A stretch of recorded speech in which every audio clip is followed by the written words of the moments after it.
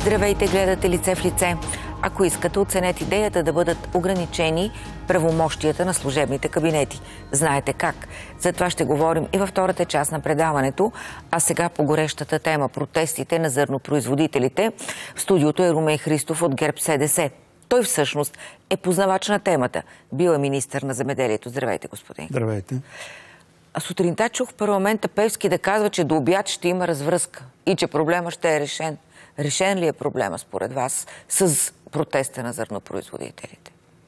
Частично да. Това, което обяви министъра на земеделието на срещата с протестиращите, между прочим, нека да отворя една скоба. Ние сме демократична държава и всеки има право да изразява своето недоволство чрез протести, така че аз не осъждам протестите на зърнопроизводителите и на останалите, които подкрепят тяхният протест. Част от петте неща, които бяха заявени като желание на обединения бранш, защото те заявиха, че имат обединение на почти всички земеделски производители, зърнопроизводители, зеленчукопроизводители, овощари и животновъди, могат да бъдат решени. Тези, които зависят от България. Тези, които очакват нотификация от Европейския съюз, трябва да изчакат тая нотификация. Да не забравяме, че България е член на Европейския съюз, там има правила и трябва да ги спазваме. Развръзката все пак предстои. Нищо не се е случило окончателно. Няма разбирателство, няма стискане на ръце. Нищо окончателно не се е случило. Надявам се, че с диалог могат да се постигнат добри за двете страни решения.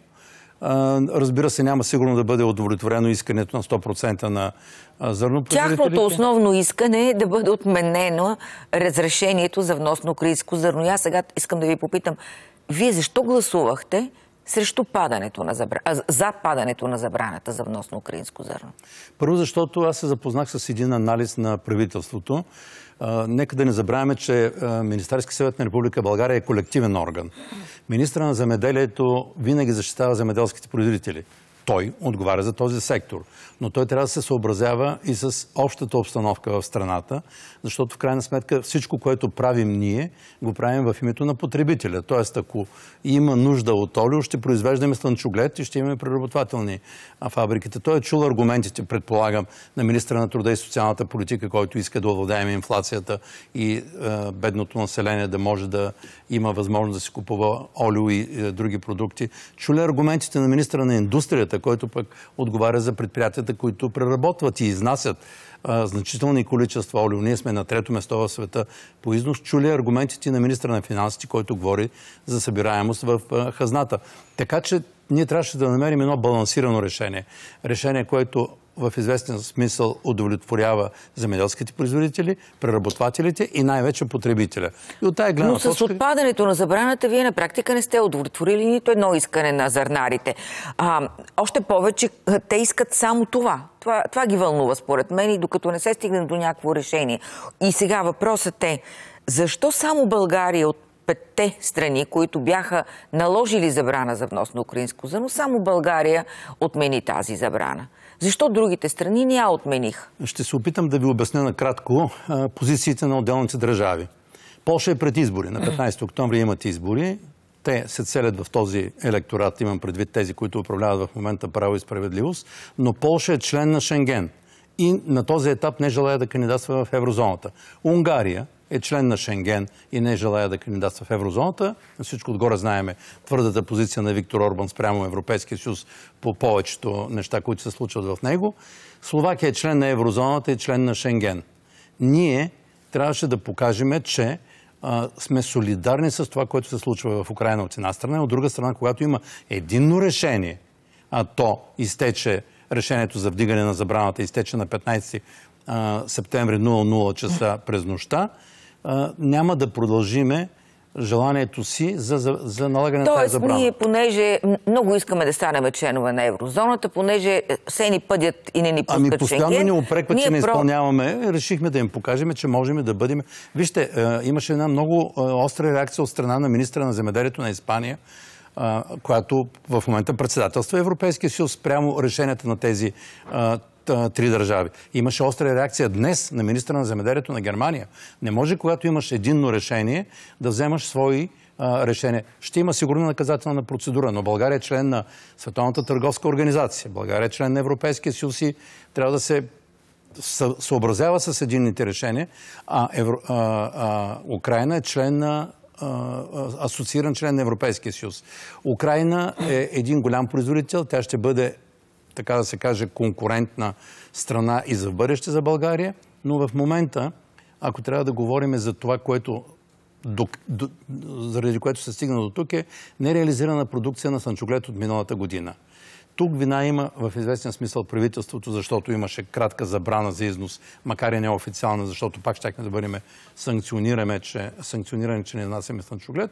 И от друга страна изчакване за по-добри цени от страна на земеделските производители. В момента България има 6 милиона тона пшеница на склад и сега аз кой ли съм, че да им давам съвети, но тя трябва да се възползва от това, че има търсене, голямо търсене на пшеница в арабския свят и в Африка, от гледна точка на това, че украинското зърно не може да се изнася с кораби, да използваме нашата пристанищна инфраструктура, която е в състояние да изнесе 4 милиона и половина тона зърно, за да не стане така, че отново ще залежи в складовете и до година ще питаме какво правим с тази стара реколта, кой ни компенсира.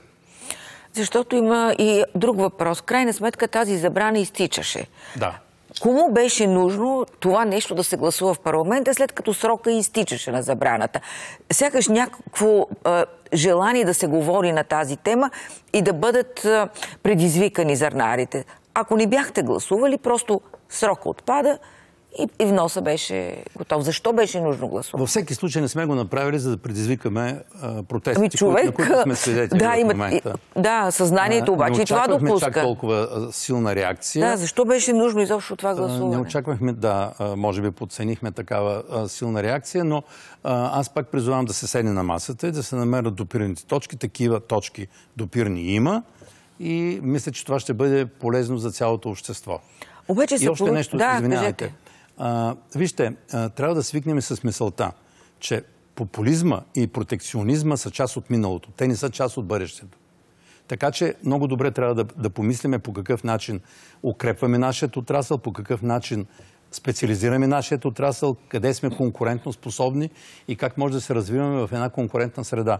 Защото затварянето на границата дава възможност за налагане на монополно високи цени, когато имаш определено количество, което е ясно какво е. Примерно, преработвателите имат нужда от 4 милиона тона. Ние тая година ще имаме произведени 2 милиона тона, говоря за слънчогледово семе. И от миналата година преходен остатък от 600 хиляди тона. Имаме недостиг. Това означава, че могат да бъдат определени монополно високи цени. От тази гледна точка конкуренцията е най-доброто нещо за пазарна икономика. Да, но се стигна до тук така или иначе и проблемите и най-вероятно тази тежка техника, ако наистина не се реши проблема, утре ще се озове на жълтите павета. Въпросът е, че тези хора търсят някакво решение, което според мен вие, властта, не сте готови да им го дадете. Готови сме, но не... Не да бъде забранен, но да бъде забранен внос. Да. Добре, тогава питам простичък въпрос. Ако вие говорите за конкуренция и проче, може ли да гарантирате, като човек, който отдавна се занимава с земеделие, темата земеделие, че цената на хляба ще падне, защото и такъв аргумент от правителството изтъкнаха. Сега като внесем украинското жито, и можем ли да очакваме спад цената? Българските мелничари миналата година и тази година купуват за собствени нужди българско зърно, защото вярват повече на българските производители и това е добре. Ще произвеждаме хляб с българска суровина.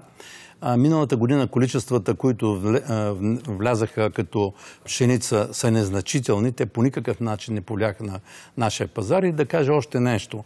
Да спрем да спекулираме с качеството на това, което влиза в България под форма на зърно или на други продукти, защото същите тези продукти, пшеница, рапица и слънчоглед, се търгуват и се пласират и в Европейския съюз, страни като Франция, Германия и така нататък. Но аз отправих един малко, може би, политически апел, след като протестираме срещу вдигането на забраната на вноса на зърно, защо не протестираме срещу забраната на зърнената сделка от страна на Русия и срещу войната? Защото преди войната ние тези проблеми ги нямахме. Сега сме в коренно различна ситуация и в основата на всички тези конфликти е войната. Това е истината. Хората произвеждат зърно, не могат да го натоварят на корабите си и търсят начин да го реализират. Разбира се, че много трудно може да стане по сухопътни артерии, имам предвид и с камиони, и с влакове, но това е факта. Тези 30 милиона, които изнасяше Украйна, сега не могат да напуснат през пристанищата и ние като фронтова държава и останалите държави, така да се каже, сме потърпевши. И на финал един въпрос. Мнозина очакват да чуят името на кандидата за кмет на ГЕРБ-СДС. Това, което каза лидера на голямата формация в коалицията ГЕРБ, е, че ще бъде обявено в четвъртък.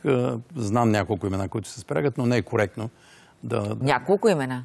Ами, може би сега така по-намаляка, но бяха няколко имена. Въпросът е, вие сте заедно, нали? Да.